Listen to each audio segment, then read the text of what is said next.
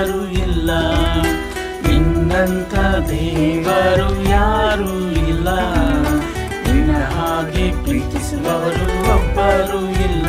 యేసయ్య యేసయ్య ನೀನಿಲ್ಲದೆ ನಾನಿಲ್ಲಯ್ಯ, యేసయ్య యేసయ్య ನೀನಿಲ್ಲದೆ ನಾನಿಲ್ಲಯ್ಯ. ನಿನ್ನಂಥ ದೇವರು ಯಾರು ಇಲ್ಲ, ನಿನ್ನ ಹಾಗೆ ಪ್ರೀತಿಸುವವರು ಒಬ್ಬರು ಇಲ್ಲ, ನಿನ್ನಂಥ ದೇವರು ಯಾರು ಇಲ್ಲ, ನಿನ್ನ ಹಾಗೆ ಪ್ರೀತಿಸುವವರು ಒಬ್ಬರು ಇಲ್ಲ.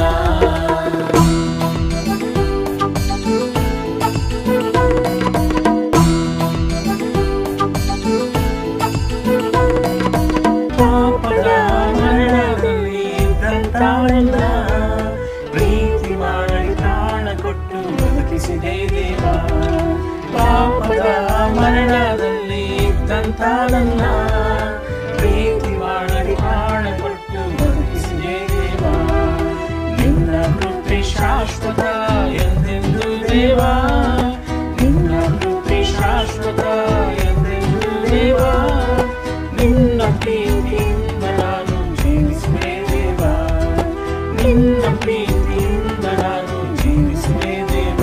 యేసయ్య యేసయ్య ನೀನಿಲ್ಲದೆ ನಾನಿಲ್ಲಯ್ಯ, యేసయ్య యేసయ్య ನೀನಿಲ್ಲದೆ ನಾನಿಲ್ಲಯ್ಯ. ನಿನ್ನಂಥ ದೇವರು ಯಾರು ಇಲ್ಲ, ನಿನ್ನ ಹಾಗೆ ಪ್ರೀತಿಸುವವರು ಒಬ್ಬರು ಇಲ್ಲ, ನಿನ್ನಂಥ ದೇವರು ಯಾರು ಇಲ್ಲ, ನಿನ್ನ ಹಾಗೆ ಪ್ರೀತಿಸುವವರು ಒಬ್ಬರು ಇಲ್ಲ.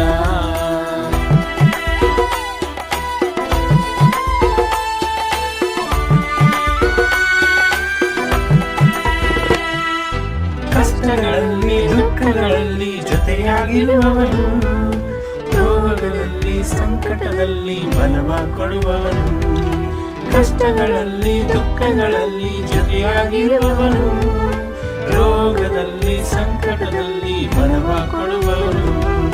ಕೊರತೆಗಳನ್ನು ನೀಗಿಸುವವನು ನೀನೇ యేసయ్య, ಕೊರತೆಗಳನ್ನು ನೀಗಿಸುವವನು ನೀನೇ యేసయ్య. ಸೋಲುಗಳಲ್ಲಿ ಜಯವನ್ನು ಕೊಡುವ ದೇವ ನೀನಯ್ಯ, ಸೋಲುಗಳಲ್ಲಿ ಜಯವನ್ನು ಕೊಡುವ ದೇವ ನೀನಯ್ಯ. యేసయ్య యేసయ్య ನೀನಿಲ್ಲದೆ ನಾನಿಲ್ಲಯ್ಯ, యేసయ్య యేసయ్య ನೀನಿಲ್ಲದೆ ನಾನಿಲ್ಲಯ್ಯ.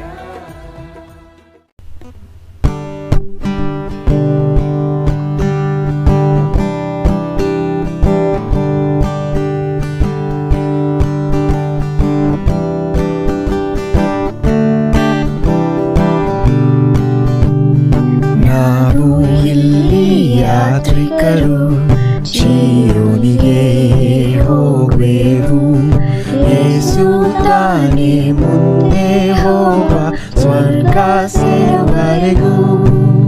ಸ್ವರ್ಗ ಮಹಿಮೆಯಾಲಿ ನಾವು ಸೇರಿದಾಗ ಎಷ್ಟಾನಂದವು, ಆಗ ಯೇಸುವನ್ನು ನೋಡಿ ಮಹಾನಂದದಿಂದ ಹಾಡುವೆವು.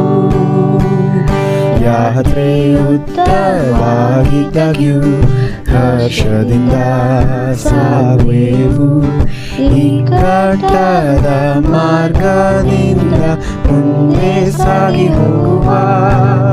ಸ್ವರ್ಗ ಮಹಿಮೆಯಾಲಿ ನಾವು ಸೇರಿದಾಗ ಎಷ್ಟಾನಂದವು, ಆಗ ಯೇಸುವನ್ನು ನೋಡಿ ಮಹಾನಂದದಿಂದ ಹಾಡುವೆವು.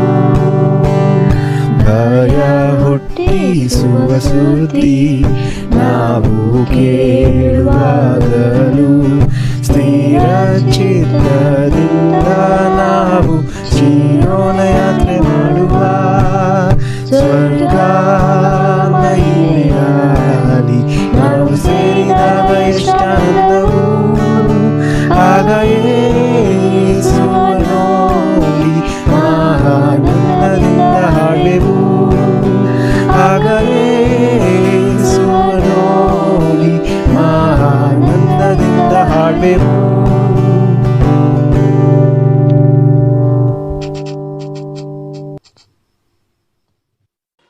ನಿಮ್ಮೆಲ್ಲರಿಗೂ ಬೆಳಗಿನ ನಮಸ್ಕಾರಗಳು ಸಹೋದರ ಸಹೋದರಿಯರೇ ಮತ್ತು ಸ್ನೇಹಿತರೆ. ನಿಮ್ಮೆಲ್ಲರನ್ನು ಈ ಮುಂಜಾನೆ ನೋಡುವುದಕ್ಕೆ ನನಗೆ ಬಹಳ ಸಂತೋಷ. ದೇವರು ಕೂಡ ನಿಮ್ಮ ವಿಷಯದಲ್ಲಿ ಬಹಳ ಸಂತೋಷ ಪಡ್ತಾರೆ. ನೀವು ಅವ್ರ ವಾಕ್ಯವನ್ನು ಕೇಳೋದಕ್ಕೆ ಸಿದ್ಧರಾಗಿ ಇವತ್ತು ಈ ಆರಾಧನೆಗೆ ಬಂದಿದ್ದಕ್ಕಾಗಿ ದೇವರಿಗೆ ಮಹಿಮೆ ಸಲ್ಲಿಸ್ತೇನೆ. ನಾವು ವಾಕ್ಯಗಳ ಮೂಲಕ ಈ ಆರಾಧನೆಯನ್ನು ಶುರು ಮಾಡೋಣ. ಕೀರ್ತನೆಗಳು 96 1-3 ಓದೋಣ. ಯೆಹೋವನಿಗೆ ಹೊಸ ಕೀರ್ತನೆಯನ್ನು ಹಾಡಿರಿ, ಎಲ್ಲ ಭೂ ನಿವಾಸಿಗಳೇ ಯೆಹೋವನಿಗೆ ಹಾಡಿರಿ, ಯೆಹೋವನಿಗೆ ಹಾಡಿರಿ. ಆತನ ನಾಮವನ್ನು ಕೊಂಡಾಡಿರಿ, ಆತನ ರಕ್ಷಣೆಯನ್ನು ಪ್ರತಿನಿತ್ಯವೂ ಸಾರಿ ಹೇಳಿರಿ. ಜನಾಂಗಗಳಲ್ಲಿ ಆತನ ಘನತೆಯನ್ನು, ಎಲ್ಲ ಜನರಲ್ಲಿ ಆತನ ಅದ್ಭುತ ಕೃತ್ಯಗಳನ್ನು ಪ್ರಸಿದ್ಧಪಡಿಸಿರಿ.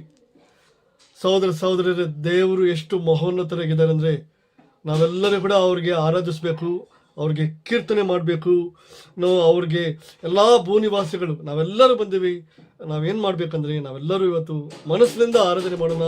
ಅದೇ ದೇವರು ಕೂಡ ಬಯಸ್ತಾ ಇದ್ದಾರೆ.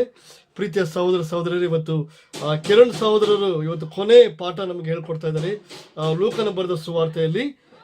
ದಯವಿಟ್ಟು ನಾವೆಲ್ಲರೂ ಕೂಡ ಏಕಾಗ್ರತೆಯಿಂದ ಏಕ ಮನಸ್ಸಿನಿಂದ ದೇವರ ವಾಕ್ಯವನ್ನು ಕೇಳಿ ದೇವರಿಗೆ ಮಹಿಮೆ ಪಡಿಸೋ ರೀತಿಯಲ್ಲಿ ನಾವು ಜೀವಿಸೋಣ. ಈ ಸಮಯದಲ್ಲಿ ಪ್ರಾರ್ಥನೆ ಮೂಲಕ ಪ್ರಾರಂಭಿಸೋಣ. ಪ್ರಾರ್ಥನೆ ಮಾಡೋಣ. ಅತಿ ಪರಿಶುದ್ಧವಾದ ದೇವರೇ, ನಿಮಗೆ ಮಹಿಮೆ, ನಿಮಗೆ ಸ್ತೋತ್ರ. ಈ ದಿನ ವೇಳೆ ಪಡೆದಕ್ಕಾಗಿ ನಿಮಗೆ ಸ್ತೋತ್ರ ದೇವರೇ. ತಂದೆ, ವನವಾಸಿಗಳೆಲ್ಲ ನಿಮಗೆ ಕೀರ್ತನೆಗಳು ಆಡಬೇಕು, ಭಜಿಸಬೇಕು ದೇವರೇ. ನಿಮ್ಮ ಅದ್ಭುತ ಕಾರ್ಯಗಳನ್ನು ಪ್ರಸಿದ್ಧಪಡಿಸಬೇಕು, ಜನಗಳಿಗೆ ಹೋಗಿ ಸಾರಬೇಕು ಅಂತ ನೀವು ಹೇಳಿದಕ್ಕಾಗಿ ಸ್ತೋತ್ರ, ಮಹಿಮೆ. ದಯವಿಟ್ಟು ಸಹಾಯ ಮಾಡಿ ನಮ್ಮನ್ನು ಉಪಯೋಗಿಸ್ಕೊಳ್ಳಿ. ನಿಮ್ಮ ವಾಕ್ಯಗಳನ್ನು ನಾವು ಸಾರುವುದಕ್ಕಾಗಲಿ, ನಿಮ್ಮ ವಾಕ್ಯಗಳನ್ನು ಹೇಳ್ಕೊಡೋದಕ್ಕಾಗಲಿ ನಮ್ಮನ್ನು ಆಶ್ವಸಿಸಬೇಕಂತ ಕೇಳಿಕೊಂಡು ಈ ಪ್ರಾರ್ಥನೆ ನಿಮ್ಮ ಒಬ್ಬನೇ ಮಗನಾದ ಯೇಸು ನಾಮದಲ್ಲಿ ಪ್ರಾರ್ಥಿಸುತ್ತಿದ್ದಾರೆ. ಆಮೆನ್.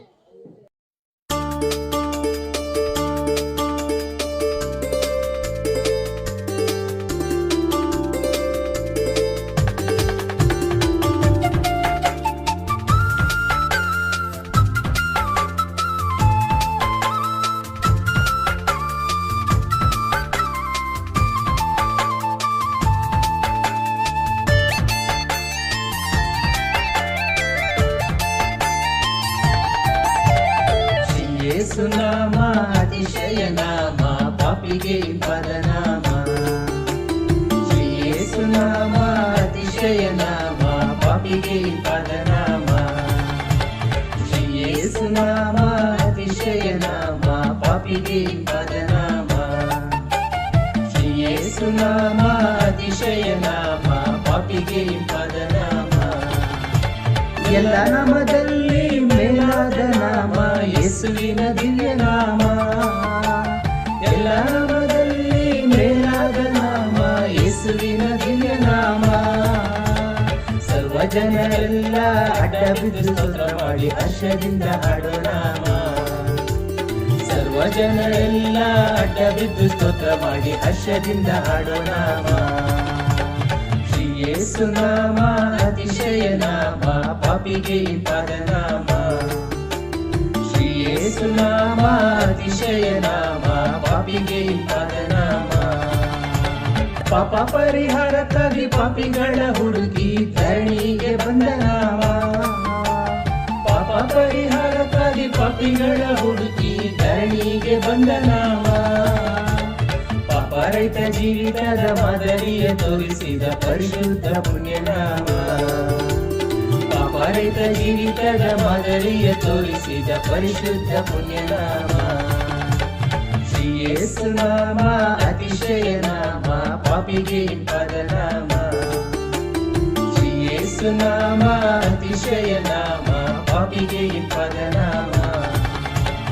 ಲೆಕ್ಕವಿಲ್ಲದಷ್ಟು ಪಾಪ ನನ್ನಿಂದ ತೆಗೆಯಲು ನನಗಾಗಿ ಬಂದ ನಾಮ. ಲೆಕ್ಕವಿಲ್ಲದಷ್ಟು ಪಾಪ ನನ್ನಿಂದ ತೆಗೆಯಲು ನನಗಾಗಿ ಬಂದ ನಾಮ. ಅನ್ಯವೆಂದು ತಳ್ಳದನ್ನ ಧನ್ಯನಾಗಿ ಮಾಡಲು ಬಂದ ಉನ್ನತದ ಪುಣ್ಯನಾಮ. ಅನ್ಯವೆಂದು ತಳ್ಳದನ್ನ ಧನ್ಯನಾಗಿ ಮಾಡಲು ಬಂದ ಉನ್ನತದ ಪುಣ್ಯನಾಮ. ಶ್ರೀ ಯೇಸುನಾಮ ಅತಿಶಯ ನಾಮ, ಪಾಪಿಗೆ ಪದನಾಮ. ಶ್ರೀ ಯೇಸುನಾಮ ಅತಿಶಯ ನಾಮ, ಪಾಪಿಗೆ ಪದನಾಮ. ಉದಮರಿದರಿಗೆ ನಾನಾ ರೋಗಿಗಳಿಗೆ ಸ್ವಸ್ಥ ಮಾಡುವಂತ ನಾಮ. ಭೂತಬಾಧಿತರಿಗೆ ನಾನಾ ರೋಗಿಗಳಿಗೆ ಸ್ವಸ್ಥ ಮಾಡುವಂತ ನಾಮ. ಕುಳ್ಳರಿಗೂ ಕುಂಟರಿಗೂ ಕುಷ್ಠರೋಗಿಗಳಿಗೆಲ್ಲ ಬಿಡುಗಡೆ ಕೊಡುವ ನಾಮ. ಕುಳ್ಳರಿಗೂ ಕುಂಟರಿಗೂ ಕುಷ್ಠರೋಗಿಗಳಿಗೆಲ್ಲ ಬಿಡುಗಡೆ ಕೊಡುವ ನಾಮ. ಶ್ರೀ ಯೇಸು ನಾಮ ಅತಿಶಯ ನಾಮ, ಪಾಪಿಗೆ ಇಂಪಾದ ನಾಮ. ಶ್ರೀ ಯೇಸು ನಾಮ ಅತಿಶಯ ನಾಮ, ಪಾಪಿಗೆ ಇಂಪಾದ ನಾಮ. ನಮಸ್ಕಾರ ಸಹೋದರ ಸಹೋದರರೇ ಮತ್ತು ಸ್ನೇಹಿತರೆ, ಹೊಸ ವರ್ಷದ ಶುಭಾಶಯಗಳು. ಈ ಹೊಸ ವರ್ಷ 2026ರ 2ನೇ ಭಾನುವಾರ ನಿಮ್ಮನ್ನು ಈ ಒಂದು ಕಿರುತೆರೆಯಲ್ಲಿ ನೋಡೋದ್ರಲ್ಲಿ ತುಂಬ ಸಂತೋಷ ಪಡ್ತೀನಿ. ಖಂಡಿತವಾಗಿಯೂ ದೇವರ ಕೃಪೆಯಿಂದ ನಾವೆಲ್ಲರೂ 2025 ದಾಟಿ ಬಂದಿದ್ದೀವಿ. ಒಂದು ವಿಷಯ ಗೊತ್ತಾ ನಿಮಗೆ, ಒಂದು ವರ್ಷ ಅನ್ನೋದು ಒಂದು ದೊಡ್ಡ ಪ್ರಯಾಣ. ಭೂಮಿಯು ಸೂರ್ಯನನ್ನು ಒಂದು ಸುತ್ತು ಬರುತ್ತದೆ. ಓಕೆ, ಅದರೆಷ್ಟು ಡಿಸ್ಟೆನ್ಸ್ ಗೊತ್ತಾ? ಬೆಂಗಳೂರಿನ ಮೈಸೂರಿಗೆ 150 ಕಿಲೋಮೀಟ್ರು, ಬೆಂಗಳೂರಿಂದ ಬಳ್ಳಾರಿಗೆ ಒಂದು 300 ಕಿಲೋಮೀಟ್ರು, ಬೆಂಗಳೂರಿಂದ ಚೆನ್ನೈಗೆ ಒಂದು 350 ಕಿಲೋಮೀಟರ್ ಇರ್ಬೋದು. ಭೂಮಿ ಸೂರ್ಯನನ್ನು ಒಂದು ಸುತ್ತು ಹಾಕಿ ಬರೋದಕ್ಕೆ ಒಂದು ವರ್ಷ ಬೇಕು.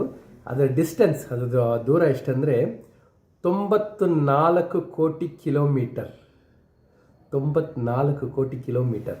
ಒಂದು ಅವರ್ಗೆ, ಒಂದು ತಾಸಿಗೆ 1 ಲಕ್ಷಕ್ಕೂ ಹೆಚ್ಚಿನ ವೇಗದಲ್ಲಿ ಓಡ್ತಾ ಇದೆ, ಸುತ್ತಾ ಇದೆ ಭೂಮಿ.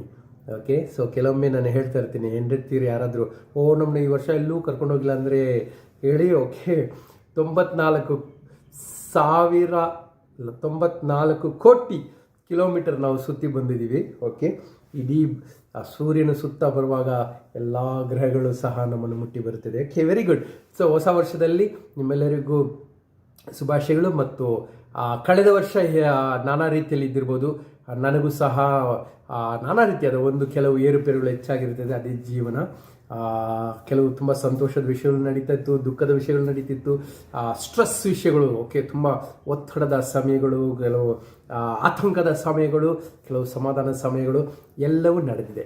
ಈಗ ಹೊಸ ವರ್ಷದಲ್ಲಿ ಏನಪ್ಪ ಅಂಥದ್ದು ಆಗ್ಬಿಡತ್ತೆ ಅಂತ ಅನೇರು ಜ್ಞಾನಿಗಳ ಥರ ಮಾತಾಡ್ತಾರೆ. ಬಟ್ ಅವರಿಗೆ ನಾನು ಹೇಳಕ್ಕೆ ಬರೋದು ಒಂದೇ ಒಂದು, ಹೊಸ ವರ್ಷ ಯಾವ ರೀತಿಯಾಗಿಯೂ ಹೊಸದಾಗಿರುವುದಿಲ್ಲ. ಅನ್ಲೆಸ್ ಹೊಸ ವರ್ಷ ಯಾವ ರೀತಿಯಾಗೂ ಹೊಸದಾಗಿರೋದಿಲ್ಲ. ಆದರೆ ನಾವು ಏನಾದರೂ ಹೊಸದನ್ನು ಮಾಡಿದರೆ, ನಾವು ಏನಾದರೂ ವಿಷಯಗಳು ಮಾಡಿದರೆ ಹೊಸ ವರ್ಷ ಹೊಸದಾಗಿರುತ್ತದೆ. ಸೊ ಇದೇ ಶೀರ್ಷಿಕೆಯಲ್ಲಿ ಈ ಒಂದು ವರ್ಷದ 2ನೇ ಭಾನುವಾರದ ಸಂದೇಶವನ್ನು ಪ್ರಾರಂಭಿಸೋಣ. ಸಂದೇಶದ ಶೀರ್ಷಿಕೆ ಏನೆಂದರೆ, ಹೊಸ ವರ್ಷವನ್ನು ಹೊಸದಾಗಿ ಮಾಡುವುದು ಹೇಗೆ. ಓಕೆ, ಸೊ ನಮ್ಮೆಲ್ಲರಿಗೂ ಹಳೆ ವರ್ಷ ಥರನೇ ಇರಬೇಕಂತ ಯಾರಿಗೂ ಇಷ್ಟ ಇಲ್ಲ. ಯಾರು ನಾವು ವಿಶ್ ಮಾಡುವಾಗಲೂ ಹಳೆ ವರ್ಷದ ಶುಭಾಶಯಗಳು ಅಲ್ಲ, ಅದೇ ಥರ ಇರಬೇಕಾದ ವರ್ಷದ ಶುಭಾಶಯಗಳಲ್ಲ. ಹೊಸ ವರ್ಷ, ಈ ಬರುತ್ತಿರುವ ವರ್ಷ ಹೊಸದಾಗಿರಲಿ, ಹೊಸ ವಿಷಯಗಳು ನಡೀಲಿ ಅಂತ ಎಲ್ಲರಿಗೂ ಒಂದು ಹಾರೈಸ್ತಾ ಇರ್ತೀವಿ. ಅದಕ್ಕೋಸ್ಕರ ಈ ಒಂದು ಹೊಸ ವರ್ಷವನ್ನು ಹೊಸದಾಗಿ ಮಾಡೋದು ಹೇಗೆ ಅಂತ ಯೋಚಿಸಬಹುದು. ಓಕೆ, ಸುಮಾರು ಜನ ತುಂಬ ಜೋಕೆಲ್ಲ ಮಾಡ್ತಾರೆ. ಓಕೆ, ಕೆಲವರು ಬರೆದಿರ್ತಾರೆ, ನೀವು ವಾಟ್ಸಪ್ಪಲ್ಲಿ ನೋಡಿರ್ಬೋದು. ಜನವರಿ 1ರಿಂದ 5ನೇ ತಾರೀಕು ತನಕ ಬೆಳಿಗ್ಗೆ ತುಂಬ ಹುಷಾರಾಗಿರಿ, ಯಾಕಂದರೆ ಎಲ್ಲ ಜನರು ಬೀದಿಯಲ್ಲಿ ಓಡ್ತಾ ಇರ್ತಾರೆ ಆರೋಗ್ಯಕ್ಕೋಸ್ಕರ. ಹೊಸ ವರ್ಷದ ರೆಸಲ್ಯೂಷನ್ ಮಾಡಿ 5ನೇ ತಾರೀಕು ಮೇಲೆ ಎಲ್ಲ ಮರೆತುಬಿಟ್ಟು ಮನೇಲಿ ಇರ್ತಾರೆ ಅಂತ. ಓಕೆ, ಸೊ ನಾನು ಸುಮಾರು ರೆಸಲ್ಯೂಷನ್ಗಳು ಮಾಡ್ತಾನೆ ಇರ್ತೀನಿ ವರ್ಷ. ಒಂದು ವಾರ 2 ವಾರಕ್ಕೆ ಮರಿತೀವಿ. ಅದು ಆದ ಕಾರಣ ನಾವು ಹೊಸ ವರ್ಷಕ್ಕೆ ಹೊಸ ರೆಸಲ್ಯೂಷನ್ ನಿರ್ಧಾರಗಳನ್ನು ಮಾಡಲ್ಲ ಅಂತೆಲ್ಲ ಮಾಡ್ತಾನೆ ಇರಬೇಕು. ಖಂಡಿತ ನಾವು ಗೆಲ್ಲಬೇಕಂದ್ರೆ ಬಿಟ್ಟು ಬಿಡಬಾರದು. ಓಕೆ, ಸೊ ತಡವಿಲ್ಲದೆ ಹೊಸ ವರ್ಷವನ್ನು ಹೊಸದಾಗಿ ಮಾಡೋದು ಹೇಗೆ ಅಂತ ಕೇಳಬೇಕಾದ್ರೆ, ನಾನು ಸುಮಾರು ವಿಷಯಗಳನ್ನ, ಜ್ಞಾನಿಗಳ ವಿಷಯಗಳನ್ನ ಕೇಳ್ತಾ ಇದ್ರೆ ಆಲೋಚಿಸದೆ ಪ್ರಾರ್ಥಿಸ್ತಾನೆ ಇದೆ. ಅದರಲ್ಲಿ ನನಗೆ ಗೊತ್ತಾಗಿದೆ, ಒಂದು ದಿನದ ನಾನು ಆರಿಸಿಕೊಂಡಿರೋ ವಿಷಯ ಏನಂದರೆ, ಹೊಸ ವರ್ಷವನ್ನು ಹೊಸದಾಗಿ ಮಾಡಬೇಕಂದ್ರೆ 3 ಪ್ರಶ್ನೆಗಳನ್ನು ನಾವು ಕೇಳಬೇಕು. Okay, we ask 3 questions to make this new year new. Okay, ಮೊದಲನೇ ಪ್ರಶ್ನೆ ನಮ್ಮ ಬಗ್ಗೆನೇ. ಓಕೆ, ಯೂಶ್ವಲಿ ನಾವು ಹೋದ ವರ್ಷ ಯಾಕೆ ಆ ಥರ ಇತ್ತು ಅಂತ ಹೇಳಿದ್ರೆ, ಸುಮಾರು ವಿ ವಿಲ್ ಬ್ಲೇಮ್ ಅದರ್ಸ್. ಬೇರೆಯವ್ರ ಬಗ್ಗೆ ಹೇಳ್ತೀವಿ, ಆ ಕಾರಣದ ಹಿಂಗಾಯ್ತು, ಇವ್ರು ಹಿಂಗೆ ಹೇಳಿಬಿಟ್ರು, ಅವ್ರು ಹಂಗೆ ಹೇಳಿದ್ರು, ಇವ್ರು ನನಗೆ ಇದು ಮಾಡಿಲ್ಲ, ಅವ್ರು ಅದು ಮಾಡಿಲ್ಲ, ಅದೆಲ್ಲ ಹೇಳ್ಕೊಂಡು ಬರ್ತೀವಿ. But 3 questions we need to ask. 3 ಪ್ರಶ್ನೆಗಳನ್ನ ಕೇಳೋಣ. ಮೊದಲನೇದಾಗಿ, what I should put on or what I should put off ನನ್ನ ಜೀವನದಲ್ಲಿ ಯಾವ ಗುಣಗಳನ್ನು ನಾನು ಧರಿಸಿಕೊಳ್ಳಬೇಕು, ಯಾವ ವಿಷಯಗಳನ್ನ ಕಳಚಿ ಹಾಕಬೇಕು. ಅದು ಮೊದಲನೇ ಅಂಶ. ಎರಡನೇ ಪ್ರಶ್ನೆ ಏನು ಕೇಳಬೇಕಂದ್ರೆ, ಯಾವ ಬಾಗಿಲು ಮುಚ್ಚಿದೆ, ಯಾವ ಬಾಗಿಲು ತೆರೆದಿದೆ ಅಂತ ಒಂದು ನಮ್ಮಲ್ಲಿ ನಾವು ಪ್ರಶ್ನೆಗಳ ಅವಕಾಶಗಳ ಬಾಗಿಲುಗಳು ಯಾವುದು ಮುಚ್ಚಿದೆ, ಯಾವುದು ತೆರೆದಿದೆ. ಮೂರನೇದಾಗಿ, ನಾನು ಯಾವ ವಿಷಯಗಳು ಮುಖ್ಯ ಅಂತ ಅನಿಸುತ್ತಿದೆ ನನಗೆ, ವಾಟ್ ಆಲ್ ಸೀಮ್ಸ್ ಇಂಪಾರ್ಟೆಂಟ್, ಆದರೆ ಯಾವುದು ನಿಜವಾಗಿಯೂ ಮುಖ್ಯ, ವಾಟ್ ಈಸ್ ರಿಯಲಿ ಇಂಪಾರ್ಟೆಂಟ್ ಎಂಬ 3 ಪ್ರಶ್ನೆಗಳು ಕೇಳಿದರೆ ಹಳೆ ವರ್ಷಕ್ಕಿಂತ, ಹೋದ ವರ್ಷಕ್ಕಿಂತ, 2025ಕ್ಕಿಂತ ಇನ್ನಷ್ಟು ಉನ್ನತವಾದ ವಿಷಯ ನಾವು ಖಂಡಿತವಾಗಿ ಇರಬಹುದು. ಸೊ ಈ ದಿನ ಈ 3 ಪ್ರಶ್ನೆಗಳನ್ನ ವಚನ ಮುಖಾಂತರ ನಾವು ಕೇಳೋಣ, ಅರ್ಥ ಮಾಡಿಕೊಳ್ಳೋಣ, ಪ್ರಾರ್ಥಿಸೋಣ. ಪರಲೋಕದ ತಂದೆ ಅಪ್ಪ ಸ್ವಾಮಿ, ಒಂದು ಅದ್ಭುತವಾದ ಸಮಯಕ್ಕೆ ಸ್ತೋತ್ರ ತಂದೆ. ಅಪ್ಪ ಸ್ವಾಮಿ, ಕಳೆದ ಇಡೀ ವರ್ಷ 365 ದಿನಗಳು ನಮ್ಮ ಜೊತೆಯಲ್ಲಿದ್ದು ನಮ್ಮನ್ನು ರಕ್ಷಿಸಿ ಕಾಪಾಡಿ ನಮಗೆ ಬೇಕಾದನ್ನೆಲ್ಲ ನೀಡಿ ಅಪ್ಪ ಸ್ವಾಮಿ ನಮ್ಮನ್ನು ಕೇಡು ಗಂಡಾಂತರದಿಂದ ಕಾಪಾಡಿದ್ದೀರಾ, ನಮಗೆ ಬೇಕಾದನ್ನು ಒದಗಿಸಿದ್ದೀರಾ. ನಮಗೇ ತಿಳಿಯದ ಅನೇಕ ಅಪಾಯಗಳಿಂದಲೂ ನೀವು ನಮ್ಮನ್ನು ರಕ್ಷಿಸಿದ್ದೀರಾ. ನಮಗೆ ಕೆಲವೊಮ್ಮೆ ಅರ್ಥವಾಗಲ್ಲ ತಂದೆ, ಆದರೂ ನಿಮ್ಮ ಒಂದು ಕೃಪೆಗೋಸ್ಕರ ಸ್ತೋತ್ರ ತಂದೆ. ನಮ್ಮ ಸ್ನೇಹಿತರು, ನಮ್ಮ ನೆಂಟರು, ನಮಗೆ ನಮ್ಮ ಪರಿಚಯ ಇರೋರು ಅನೇಕರು ಈ ಹೊಸ ವರ್ಷವನ್ನು ಕಂಡಿಲ್ಲ ತಂದೆ. ಅಪ್ಪ ಸ್ವಾಮಿ, ನಾವು ಪ್ರತಿ ವರ್ಷ ನಮಗೆ ಆಶೀರ್ವಾದವಾಗಿ ಬಂದಿರುವಾಗ ಅದನ್ನು ನಿಜಕ್ಕೂ ತಂದೆ, ನಮ್ಮಲ್ಲಿ ಕಷ್ಟಗಳಿರುತ್ತದೆ, ನಮಗೆ ಅದನ್ನು ಆನಂದಿಸೋದಕ್ಕೆ ಅನುಭವಿಸೋಕ್ಕೆ ಯಾಕನೋ ಇಕ್ಕಟ್ಟಂತ ಅನ್ನಿಸುವುದು. ಆದರೂ ಇದರ ಮಧ್ಯದಲ್ಲೂ ಸಹ ತಂದೆ ಜೀವಂತವಾಗಿರುವ ಒಂದು ವಿಶೇಷತೆಯನ್ನು ನಾವು ನಿಜವಾಗ್ಲೂ ಒಂದು ಪರಿಗಣಿಸಿ ಅದರ ಬಗ್ಗೆ ಸಂತೋಷವಾಗಿರಕ್ಕೆ ಅವಕಾಶ ಕೊಡಿರಿ. ಈ ಒಂದು ದಿನದಲ್ಲಿ ಅಪ್ಪ ಸ್ವಾಮಿ, ನಾನು ಯೋಗ್ಯನಲ್ಲ, ನಾನು ಅದಕ್ಕೆ ಅರ್ಹನಲ್ಲ ಅಪ್ಪ ಸ್ವಾಮಿ. ಹೊಸ ವರ್ಷವನ್ನು ಹೇಗೆ ಹೊಸದಾಗಿ ಮಾಡಿಕೊಳ್ಳುವುದಂತ ಹೇಳಿಕೊಡೋದಕ್ಕೆ ಆದರೆ ಪವಿತ್ರ ಮುಖಾಂತರ ನೀವು ಮಾತಾಡಿರಿ ತಂದೆ. ಅದೇ ರೀತಿ ಕೇಳುಗರನ್ನು ಸಹ ತಂದೆ ಪವಿತ್ರಾದ ಮುಖಾಂತರ ಅವರು ಅರ್ಥೈಸಿರಿ ತಂದೆ. ನೀವು ಯಾವ ರೀತಿ ಅವರು ಅರ್ಥ ಮಾಡಿಕೊಳ್ಳಬೇಕಂತಿದ್ರು ಆ ರೀತಿ ಅರ್ಥೈಸಿ ಈ ಬರುವ ಹೊಸ ವರ್ಷದಲ್ಲಿ ಈ ದಿನಗಳಲ್ಲಿ ನಾವು ಉನ್ನತವಾದ ಜೀವನ ಜೀವಿಸಲು ಸಹಾಯ ಮಾಡಿರಿ. ಈ ನಾಮದಲ್ಲಿ ಪ್ರಾರ್ಥಿಸ್ತೇವೆ, ಆಮೇನ್. ಸೊ ಮುಂಚೆ ನಾನು ಹೇಳಿದಾಗೆ ಸಹೋದರಿ ಸ್ನೇಹಿತರೆ, ನನ್ನ ಕಳೆದ ವರ್ಷವೂ ಸಹ ಅಷ್ಟೇನು ಉನ್ನತವಾಗಿರಲಿಲ್ಲ. ಬರುವ ವರ್ಷಗಳು ಸಹ ಅನೇಕ ವಿಷಯಗಳು ಅದ್ಭುತವಾಗಿ ನಡೀತಿದೆ ಅಂತ ನನಗೆ ಎದುರು ನೋಡುವ ವಿಷಯಗಳು ಇಲ್ಲ. ಆದರೂ ನಾನು ನಂಬುತ್ತೇನೆ, ಈಗ ನಿಮಗೆ ಕೇಳಿದ 3 ಪ್ರಶ್ನೆಗಳನ್ನು ನಾನು ನನ್ನಲ್ಲಿ ಕೇಳಿಕೊಂಡರೆ ಅನೇಕ ವಿಷಯಗಳು ಬದಲಾವಣೆ ಆಗಲಿದೆ. ಸೊ ಮೊದಲನೇ ಅಂಶ ನಾನು ಹೇಳಿದ ಹಾಗೆ, ಯಾವುದನ್ನು ಕಳಚಿ ಹಾಕಬೇಕು, ಯಾವುದನ್ನು ಧರಿಸಿಕೊಳ್ಳಬೇಕು. ಎಫೆಸರಿಗೆ ಬರೆದ ಪತ್ರಿಕೆಯಲ್ಲಿ ಪೌಲನ ಅದ್ಭುತವಾಗಿ ಬರೀತಾರೆ. 4ನೇ ಅಧ್ಯಾಯ ನೋಡೋಣ. ಎಫೆಸದವರಿಗೆ ಬರೆದ ಪತ್ರಿಕೆಯಲ್ಲಿ 4ನೇ ಅಧ್ಯಾಯ 22ರಿಂದ 25.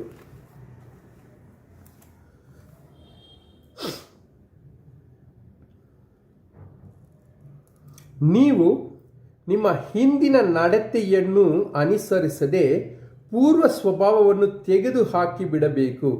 ಅದು ಮೋಸಕರವಾದ ದುರಾಶೆಗಳಿಗೆ ಕೆಟ್ಟು ಹೋಗುವಂಥದ್ದು. ನೀವು ನಿಮ್ಮ ಅಂತರ್ಯದಲ್ಲಿ ಹೊಸಬರಾಗಿ ನೂತನ ಸ್ವಭಾವವನ್ನು ಧರಿಸಿಕೊಳ್ಳಿರಿ.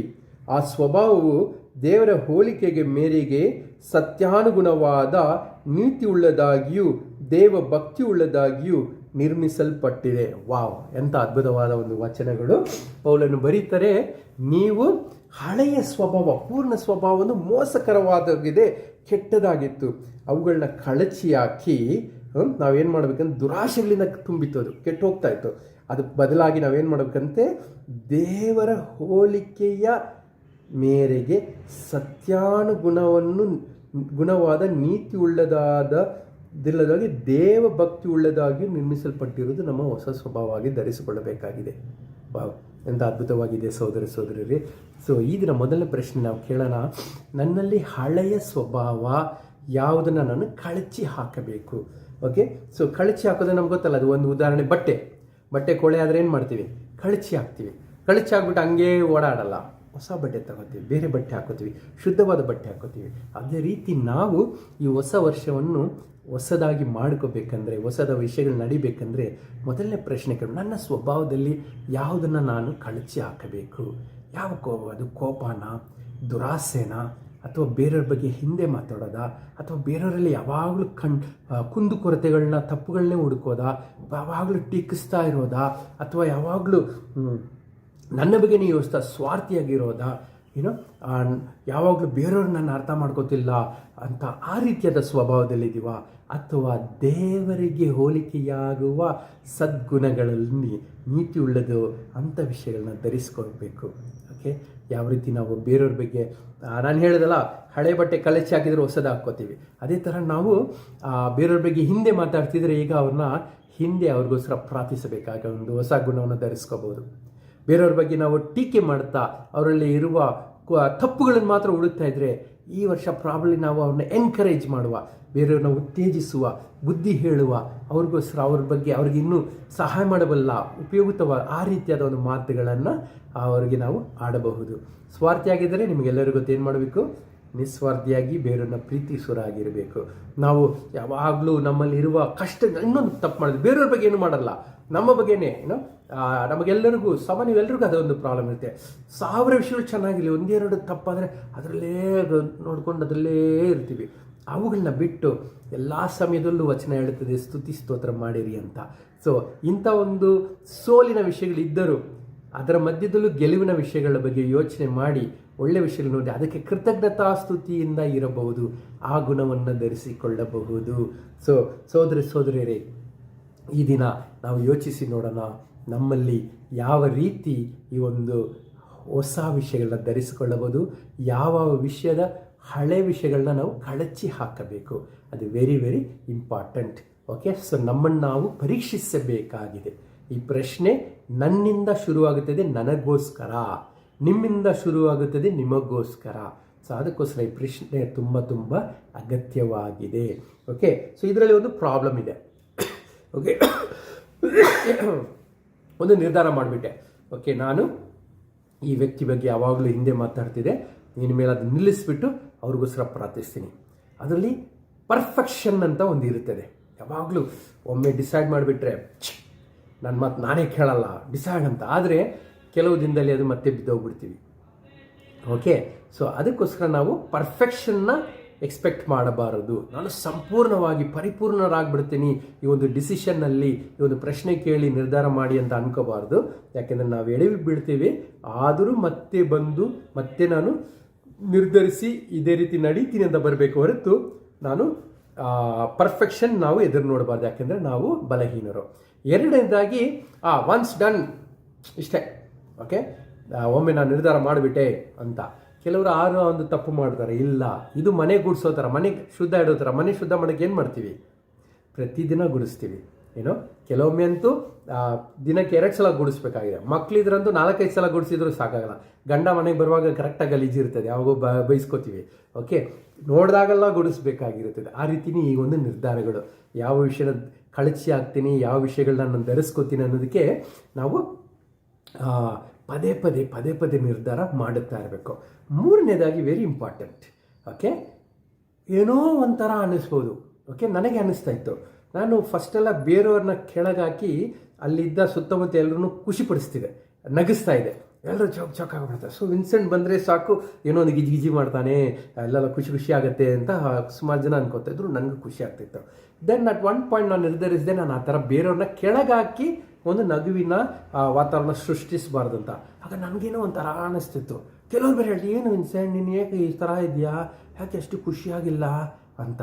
ಸೊ ಕೆಲವೊಮ್ಮೆ ಹಳೆಯ ಸ್ವಭಾವನ ಕಳಚಿ ಹಾಕಿದಾಗ ನಮಗೆ ಅದು ಹೊಸದಾಗಿ ಒಂಥರ ವಿ ಆರ್ ನಾಟ್ ಕಂಫರ್ಟಬಲ್. ಅದ್ರ ಬಗ್ಗೆ ನಮಗೇನೆ ಸಂತೋಷ ಆಗದೇ ಇರಬಹುದು. Okay, so watch out for that. ನೀವು ಕೆಲವು ವಿಷಯಗಳನ್ನ ನೀವು ನಿರ್ಧರಿಸಿದರೆ ನಿಮಗೇನೆ ಅದು ಒಂಥರ ಇದು ನನ್ನ ಥರ ಇಲ್ಲ, ನನ್ನತನವನ್ನು ಕಳೆದುಕೊಂಡೆನಾ ಅಂತ ಒಂದು ಪ್ರಶ್ನೆಗಳು ಇಲ್ಲ. ನಾವು ಒಳ್ಳೆಯ ಗುಣಗಳನ್ನ, ಓಕೆ, ವಚನ ಹೇಳಿದ ಹಾಗೆ ನಾವು ಪೂರ್ವ ಸ್ವಭಾವ ಹೇಳಿದ ಹಾಗೆ ಅದಕ್ಕೆ ನೀವು ನಿಮ್ಮ ಅಂತರ್ಯದಲ್ಲಿ ಹೊಸಬರಾಗಿ ನೂತನ ಸ್ವಭಾವವನ್ನು ಧರಿಸಿಕೊಳ್ಳಿರಿ. ಆ ಸ್ವಭಾವವು ದೇವರ ಹೋಲಿಕೆಯ ಮೇರೆಗೆ ಸತ್ಯಾನುಗುಣವಾದ ಒಂದು ನೀತಿಯುಳ್ಳ ಒಂದು ಗುಣವಾಗಿರುತ್ತದೆ. So it will be different, it should be different. ಅದು ವ್ಯತ್ಯಾಸವಾಗಿರುತ್ತದೆ, ವ್ಯತ್ಯಾಸವಾಗಿ ಇರಲೇಬೇಕು. ಆ ರೀತಿ ಇದ್ದರೆ ಮಾತ್ರ ಮೊದಲನೇ ಪ್ರಶ್ನೆಯಲ್ಲಿ ನಾವು ಆ ರೀತಿ ಮುಂದೆ ಬರ್ತಿದ್ದೀವಿ ಅಂತ ಅರ್ಥವಾಗಿರ್ತದೆ. ಸೊ ಮೊದಲನೇ ಅಂಶ, ಮೊದಲನೇ ಪ್ರಶ್ನೆ ಏನು ಕೇಳ್ತೀವಿ, ಯಾವ್ಯಾವ ವಿಷಯಗಳು ನಾನು ಕಳಚಿ ಹಾಕಬೇಕು. ಕೆಲವರಿಗೆ ಯಾರಿಗೂ ಗೊತ್ತಿರಲ್ಲ. ಕೆಲವೊಮ್ಮೆ ಇಟ್ ಕುಡ್ ಬಿ ಲಸ್ಟ್ ಇರ್ಬೋದು. ಓಕೆ, ಬೇರೆಯವ್ರಿಗೆ ಒಂಥರ ಕಾಮದ ರೀತಿಯಲ್ಲಿ ನೋಡ್ತಾ ಇರ್ಬೋದು, ಅಥವಾ ನಿದ್ದೆ ಮಾಡೋಕ್ಕೆ ಮುಂಚೆ ಸ್ವಲ್ಪ ಹೊತ್ತು ಏನೇನೋ ಸ್ವಲ್ಪ ನೋಡ್ಕೊಂಡು ಹೋಗೋಣ ಮಲ್ಕೊಳ್ಳೋಣ ಅಂತಿರೋದು, ಈ ರೀತಿಯಾದ ಕಾಮದ ವಿಷಯಗಳು, ಈ ವ್ಯಪಚಾರದ ವಿಷಯಗಳು, ಇವುಗಳನ್ನ ಕಳಚಿ ಹಾಕಬೇಕು. ಓಕೆ, ದುರಾಸೆ, ಬೇರೆಯವ್ರ ಬಗ್ಗೆ ದ್ವೇಷ, ಇದೆಲ್ಲ ನಮ್ಮನ್ನೇ ಹಾಳು ಮಾಡುತ್ತದೆ. ಆದ ಕಾರಣ ಅದನ್ನು ನಾವು ಕಳಚಿ ಹಾಕಿ ಹಂಗೆ ಬಿಡಬೇಡಿ. ಹೊಸ ಸ್ವಭಾವವನ್ನು, ನೀತಿಯನ್ನು, ದೇವರಿಗೆ ಸ್ವಭಾವದ ಗುಣಕ್ಕೆ ಹೋಲಿಕೆ ಆಗುವ ವಿಷಯಗಳನ್ನ ನಾವು ಧರಿಸಿಕೊಳ್ಳಬೇಕಾಗಿದೆ. ಆಮೇಲೆ ಸೊ ಮೊದಲನೇದಾಗಿ ಅದಾಗಿದೆ. ಒಂದು ವೇಳೆ ನಿನಗೆ ನನಗೆ ಯಾವ ಗುಣ ಕಳಚಾಗಬೇಕು, ಯಾವುದನ್ನು ಧರಿಸ್ಕೋಬೇಕು ಗೊತ್ತಿಲ್ಲ ಅಂದರೆ, ನಿಮಗೆ ಯಾರು ಮಾರ್ಗದರ್ಶನ ನೀಡುತ್ತಾರೋ, ಯಾರು ನಿಮಗೆ ವಾಕ್ಯ ಹೇಳಿಕೊಡ್ತಾರೋ, ಯಾರು ಮನೆಯಲ್ಲಿ ನೀವು ಬುಧವಾರ ಅಥವಾ ಶುಕ್ರವಾರ ವಾರದಲ್ಲಿ ಯಾವುದಾದ್ರು ಹೋಗಿ ಬೈಬಲ್ಸ್ ಧ್ಯಾನಗಳು ಕೂತ್ಕೋತೀರೋ ಅವರಲ್ಲಿ ಕೇಳಿರಿ. ಒಂದು ವೇಳೆ ನನಗೆ ಯಾರು ಅಂತಾರೆ ಇಲ್ಲ ಅಂದರೆ, ಈ ವಿಡಿಯೋನ ನಿಮ್ಗೆ ಯಾರು ಕಳಿಸಿದ್ರೋ ಅವ್ರ ಹತ್ರ ಮಾತಾಡಿರಿ. ಖಂಡಿತವಾಗಿ ಹಳೆಯ ಸ್ವಭಾವ ಹೋಗೋದು, ಯಾವುದು ಹೋಗಬೇಕು, ಯಾವುದು ಧರಿಸ್ಕೋಬೇಕಂತ ಅವರು ನಿಮಗೆ ಸಹಾಯ ಮಾಡುತ್ತಾರೆ. ನಾನು ನನ್ನ ಒಂದು ದೇವರ ವಾಕ್ಯವನ್ನು ತಿಳಿದ ಸಮಯದಲ್ಲಿ, ಸಭೆಯಲ್ಲಿ ಯಾರೇ ಒಬ್ಬ ಸ್ನೇಹಿತರು ಇಲ್ಲದ ಸಮಯದಲ್ಲಿ, ನನಗೆ ಮಾರ್ಗದರ್ಶನ ನೀಡುವ ಜನರಿಲ್ಲದ ಸಮಯದಲ್ಲಿ ನನ್ನ ಹಳೆಯ ಸ್ವಭಾವದಲ್ಲೇ ಇದೆ. ಪ್ರತಿ ವರ್ಷ ನನಗನ್ನಿಸ್ತದೆ, ಒಂದು 16ನೇ ವಯಸ್ಸಿಂದ ಪ್ರತಿ ವರ್ಷ ಈ ವರ್ಷದಿಂದ ಇದು ಚೇಂಜ್ ಆಗೋಣ, ಅದು ಚೇಂಜ್ ಆಗೋಣ, ಅದು ಚೆನ್ನಾಗಿರಬೇಕು, ಯಾವುದು ಮಾಡೋದಿಲ್ಲ. ಬಟ್ ಯಾವಾಗ ನನಗೆ ಸಭೆಯಲ್ಲಿ ಕೆಲವು ಮಾರ್ಗದರ್ಶಕರು ಸಿಕ್ಕಿದ್ರು, ಸ್ನೇಹಿತರು, ಯಾರನ್ನ ನಾನು ನಂಬುತ್ತೇನೆ, ಯಾರನ್ನ ನಾನು ರೆಸ್ಪೆಕ್ಟ್ ಮಾಡ್ತೀನಿ, ಓಕೆ, ಯಾರ ಹತ್ರ ನಾನು ಸುಳ್ಳು ಹೇಳದೆ ಸತ್ಯವಾಗಿರುತ್ತೇನೋ ಅವರಲ್ಲಿ ಮಾತುಗಳು ಕೇಳಿದಾಗ ಸ್ವಲ್ಪ ಬದಲಾವಣೆ ಆಯಿತು. ಓಕೆ, ಬದಲಾವಣೆಗೆ ಸುಮಾರಿದೆ. ಅದಕ್ಕಿಂತ ನಾನು ಬದಲಾಗಿರೋದು ವಿಷಯಗಳಿದೆ. ಓಕೆ, ಸೊ ನೀವು ಸಹ ಅನೇಕ ವಿಷಯಗಳನ್ನ ಬದಲಾವಣೆ ಆಗ್ಬೋದು. ಈ ರೀತಿಯಾಗಿ ಸಹೋದರರಲ್ಲಿ ಮತ್ತು ನಿಮ್ಗೆ ಯಾರು ಸ್ನೇಹಿತರು ಇದು ವಿಡಿಯೋ ಹೇಳಿದ್ರೆ ಅವ್ರ ಹತ್ರ ನೀವು ಮಾತಾಡೋದು. ಎರಡನೇ ಪ್ರಶ್ನೆ ಹೇಳಿದಲ್ಲ, ಯಾವ ಬಾಗಿಲು ಮುಚ್ಚಿದೆ, ಯಾವ ಬಾಗಿಲು ತೆರೆದಿದೆ ಎಂಬುದನ್ನು ನಾವು ಯೋಚನೆ ಮಾಡ್ಕೋಬೇಕು. ಓಕೆ, ಸೊ ಕೆಲವೊಮ್ಮೆ ನಾವೇನು ಮಾಡ್ತೀವಿ, ಯಾವುದೋ ಒಂದು ಮುಚ್ಚಿದೆ ಅಲ್ಲೇ ಹೋಗಿ ಬಡಬಡ್ಕೊಂಡು ಓಡ್ತಾ ಇದ್ದೀವಿ. ನಾನು ಕೆಲವೊಮ್ಮೆ ನೋಡ್ತೀನಿ, ನಾನು ಗಾಡಿಯಲ್ಲಿ ಕಾರಲ್ಲಿ ಹೋಗ್ತಾ ಇರುವಾಗ ಏನಾದ್ರು ಒಳಗೆ ಬಂದಿರುತ್ತೆ, ಅದಕ್ಕೆ ಫ್ರಂಟಲ್ಲಿ ಕಾಣಿಸ್ತಿದೆ ಗಾಜಿರುತ್ತಲ್ಲ, ಆ ಕಡೆ ಹೋಗ್ಬೇಕಂತ ಹೋಗಿ ಟಿಟ್ಕು ಅಂತ ಹೊಡಿತಾ ಇರುತ್ತೆ. ನಾನು ಅದಕ್ಕೆ ಕಿಟಕಿ ಓಪನ್ ಮಾಡಿರ್ತೀನಿ. ಅದೇನು ಮಾಡಬೇಕು, ಇಲ್ಲಿಂದ ಹೋಗಿ ಕಿಟಕಿ ಹೋಗಿ ಹೊರಗೆ ಹೋಗಬೇಕು. ಓಕೆ, ಬಟ್ ಇದು ನನಗೆ ದಾರಿ ಕಾಣಿಸ್ತಿದೆ ಇದೆ ಅಂತ ಅಲ್ಲೆಲ್ಲಿ ಹೋಗಿ ಮುಟ್ಕೊಂಡು ಬರುತ್ತದೆ. ಇಟ್ಸ್ ಅ ಕ್ಲೋಸ್ಡ್ ಡೋರ್, ಅದು ಓಪನ್ ಆಗಲ್ಲ, ತೆರೆಯಲ್ಲ. ಸೊ ಕೆಲವೊಮ್ಮೆ ಹಂಗೆ ಜೀವನದಲ್ಲೂ ಅಷ್ಟೇ, ನಾವು ಕೆಲವು ಎಸ್ಪೆಷಲಿ ಕೆಲಸದ ವಿಷಯದಲ್ಲಿ ಯಾವುದೋ ಒಂದು ಕೆಲಸ ಮಾಡ್ತಾ ಇದ್ದೀವಿ, ಆ ಕೆಲಸದಲ್ಲಿ ನಿಮ್ಮನ್ನು ಯಾರೋ ಕಿಬ್ಬಿಗೆ ಅಲ್ಲೇ ಬಿದ್ದಿರ್ತೀವಿ ನಾವು.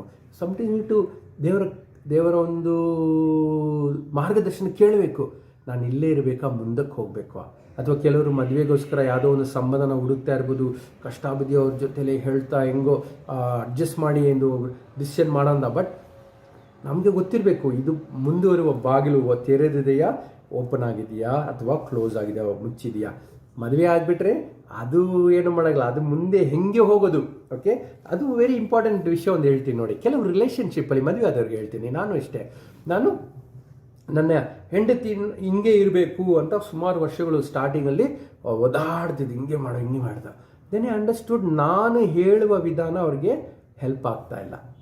ಓಕೆ, ಸೊ ಅದನ್ನು ಮುಚ್ಚಿ ಅವರಿಗೆ ಯಾವ ರೀತಿ ಹೇಳಿದರೆ ಅರ್ಥವಾಗುತ್ತದೆ ಆ ರೀತಿಯಾಗಿ ಹೋಗಲಿಕ್ಕೆ ಪ್ರಯತ್ನ ಪಡಬೇಕು. ಓಕೆ, ಸುಮಾರು ವಿಷಯದಲ್ಲಿ ನಾನು ಬದಲಾವಣೆ ನೋಡಿದ್ದೀನಿ. ಸೊ ಅದು ನಮ್ಮಲ್ಲಿ ಒಂದು ಈಗೋ ಬರುತ್ತದೆ. ಓಕೆ, ಅವ್ರ ಥರನೇ ಹೇಳಿದ್ರೆ ಚೇಂಜ್ ಮಾಡ್ತಾರೆ, ಇಲ್ಲೊಂದ್ರೆ ಮಾಡಲ್ವಾ, ನಾನು ಹಿಂಗೆ ಮಾಡಿಸ್ತೀನಿ, ಆಗಲ್ಲ.